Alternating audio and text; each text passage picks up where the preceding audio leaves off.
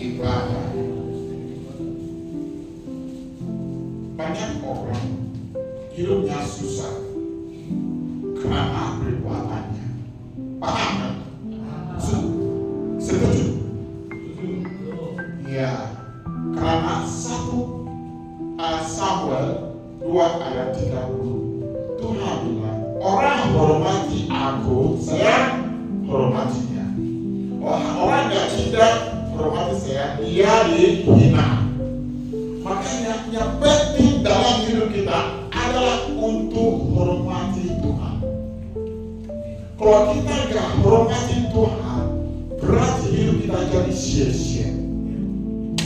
Karena apapun kita minta dari Tuhan, Tuhan lewat ke hubungan kita sama Dia sebelum Dia kasih kita apa kita minta. Kalau kita nggak hormati Tuhan, bagaimana Dia bisa memberkati kita? Di sini hormat dalam perilaku. Perilaku. Hormat dalam perilaku. Kita hidup dalam hormat. Kalau bapak di rumah anaknya nggak hormatinya, dia nggak kasih dia apa-apa. Hanya anaknya dihormatinya, dia suka bentakannya kerja terbaik. Makanya kalau kita nggak hormati Tuhan, berarti hidup kita jadi sia-sia. Gembel, garasi. Karena Tuhan nggak ada dalam hidup kita.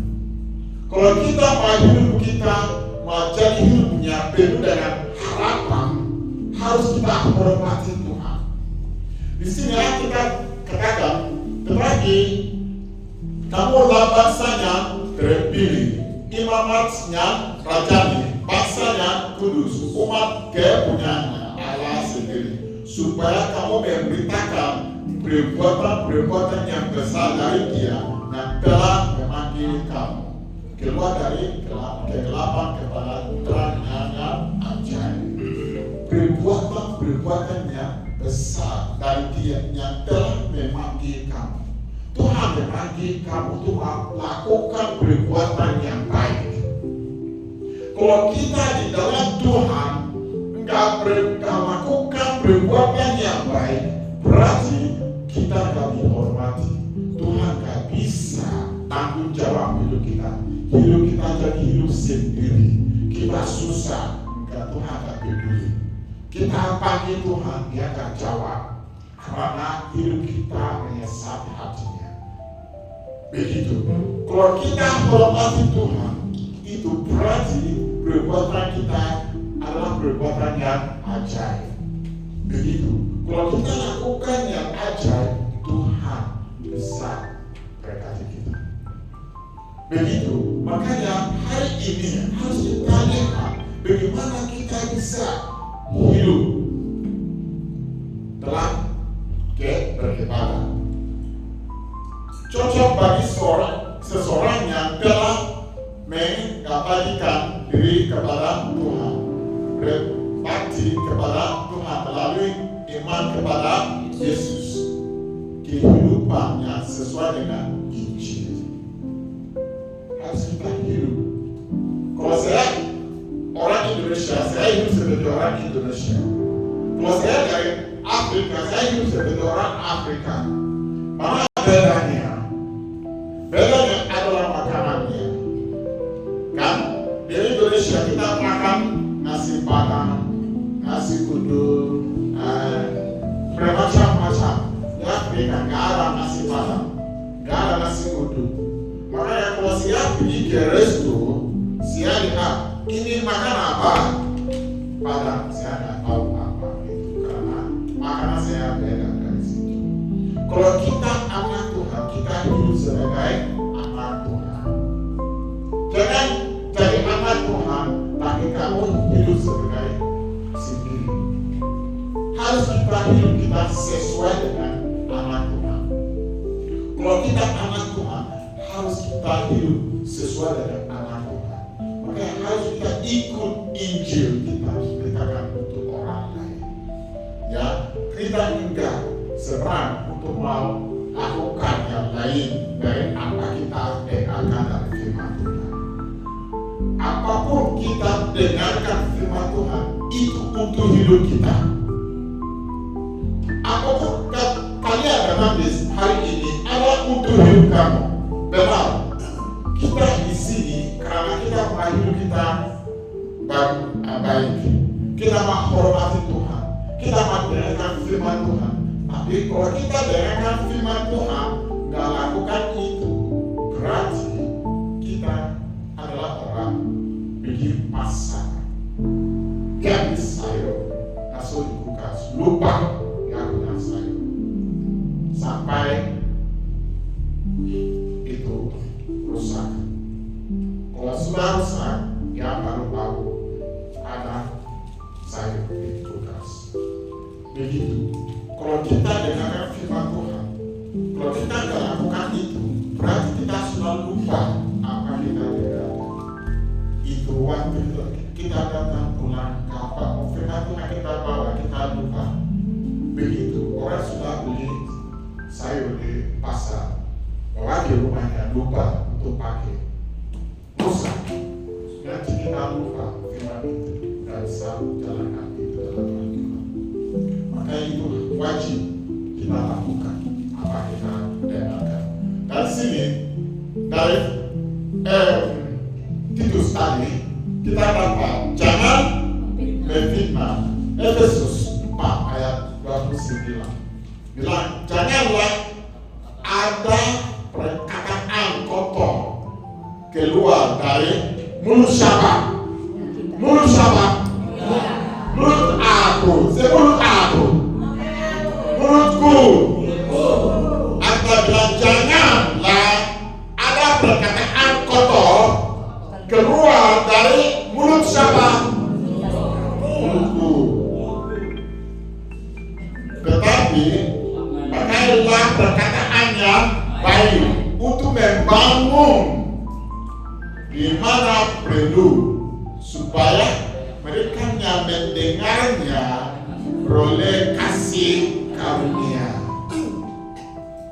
Itu firman Tuhan.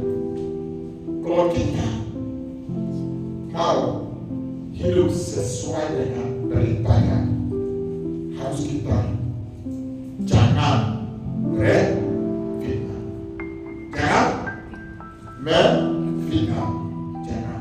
Kalau kamu mau hidup sebagai anak Tuhan, hidup sebagai beribadah, seseorang beribadah harus keluar dari fitnah. Jangan fitnah orang. Dan yang kedua, jangan menjadi hamba anggur. Hamba anggur ini, itu anggur adalah kemabukan. Dari anggur kita dapat kemabuk. Kini bukan hanya anggur saja. Hidup sesuai dengan orang mabuk. Ada orang sudah dia hidupnya sesuai dengan hidup yang mabuk. Begitu kita bilang orang itu dia hidupnya hawa nafsu. Gitu, kalau kita hidup dalam hawa nafsu, kita jauh dari Roh Kudus. Roh Tuhan nggak ada dalam kita. Karena hidup dalam duniawi itu berbeda dari hidup dalam rohani Tuhan, dalam Tuhan. Begitu, kalau kita hidup dalam hawa nafsu, berarti kita jauh dari Tuhan. Di situ kita bukan anak Tuhan lagi, kita anak sendiri. Harus kita berusaha untuk keluar dari hawa nafsu. Karena kita bilang hawa nafsu, keinginan daging. Saya mau tanya, Ibu, kalau saya kasih kamu 1 juta, kamu pakai itu apa? Untuk kebutuhan. Kebutuhan apa? Kebutuhan rumah tangga lah, ekonomi. Ibu, kalau saya kasih kamu 1 juta, kamu lakukan apa? Sebagian untuk melayani. Kita punya masing-masing pikiran, kan? Ada orang kalau dia dapat 1 juta, dia pergi untuk makan dulu. Ya, kalau mungkin dia pergi ke Solaris makan 500. Ya keluar pergi ke mana lagi? Mall makan 500. Cukup. Ada orang dia bisa jalan-jalan. Itu keinginan daging. Keinginan daging. Dalam hal tersebut, banyak orang sudah menyadarinya, sudah susah. Karena hidupnya cari hawa nafsu. Berapa apapun gak bisa cukup dalam hidupnya. Kalau kasih dia 1 juta, dia pinjam. Mungkin dia pinjam 5 juta. Dalam 5 juta itu gak bisa pakai untuk lakukan yang berguna. Hanya untuk foya. Karena hidupnya penuh dengan hawa nafsu. Begitu, harus kita bertobat dalam hidup seperti ini. Anak Tuhan harus hidup dalam Tuhan, bukan dalam luar Tuhan. Kalau kita hidup dalam luar Tuhan, itu hidup dalam hawa nafsu. Dan janganlah kamu mabuk oleh anggur, karena anggur menimbulkan hawa nafsu. Tetapi hendaklah kamu penuh dengan roh. Penuh dengan roh. Kalau kita penuh dengan roh, berapa aja 500 bisa berguna dalam hidup kita. Tapi kalau kita di hawa nafsu, 1 miliar nggak bisa berguna. Karena itu foya. Pergi sana, itu mah habiskan semua. Makanya Bapak Ibu, kalau kita perhatikan apapun kita punya, kita tak susah. Karena Tuhan sudah sediakan semua kebutuhan kita bagi kita sesuai dengan kemampuan kita. Karena kalau kita ikut kemampuan kita untuk mengikut ajaran Tuhan, kita akan jadi susah. Tapi kesusahan kita adalah kita melebihi dari hawa nafsu kita mentinggikan dirimu. Di situ kita jatuh ke masalah. Utang banyak orang utangnya banyak. Ada orang bunuh dirinya karena utangnya. Ada orang hidupnya nggak berarti karena utangnya. Kalau kita utang, kita jadi budak untuk orang lain. Begitu. Tapi kalau kita bisa manage kelola hidup kita sesuai dengan kemampuan kita akan jatuh ke masalah utang. Banyak hidup begitu karena hawa nafsu kita tinggi. Begitu. Ada orang, kalau dia di rumah, orang beli ayam masak, dia beli ayam untuk masak. Banyak orang seperti dia nggak punya hidup sendiri, dia kok saling orang lain. Itu hawa nafsu. Mungkin orang itu pakai baju merah, besok dia beli baju merah supaya dia ikut seperti itu. Itu hawa nafsu. Maka orang makan daging, saya beli daging, udah lama saya mau beli daging. Itu hawa nafsu. Setiap hari kita punya rencana dari kita, ikut rencana itu. Jangan putar karena iri hati atau sesuai dengan orang lain. Kita punya hidup sendiri itu hidupnya diberkati. Tapi kalau hidup kita mau hidup untuk orang lain, itu hidupnya susah. Karena kalau kita mau hidup seperti orang lain, itu gak bisa. Waktu ada keponakan saya di sekolahnya, ada teman sekolahnya. Teman sekolahnya itu bapaknya kaya juga.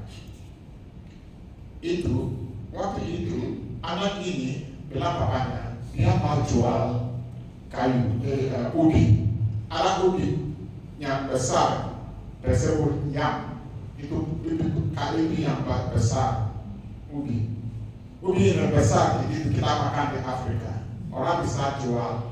Anak ini karena temannya di sekolahnya, dia hitung uang, dia iri hati itu mau hitung uang juga. Dia bilang bapaknya, dia mau jual kayu itu. Makanya rugi itu. Bapaknya bilang, jangan. Dia nangis, sekolah itu dia nggak sekolah lagi. Makanya bapaknya bawa beli kayu, kasih ubi itu, kasih dia. Karena ubi besar kan, dia satu, dia jual hari ini. Dia senang pulang rumah. Besok bapaknya tambah lagi. 2. Dia jual. Besok dia tambah lagi. Besok dia tambah sampai dia nggak bisa makan lagi. Dia bilang gini, Bapak, saya sudah capek, nggak mau lagi. Itu hidup seperti itu. Kalau kita nggak hidup sesuai dengan yang mampu kita mau ikut orang. Kalau kita jalan, mereka lanjut. Kita mau ikut lagi, mereka lanjut. Sampai kita nggak bisa lagi. Kita lost control, nggak bisa.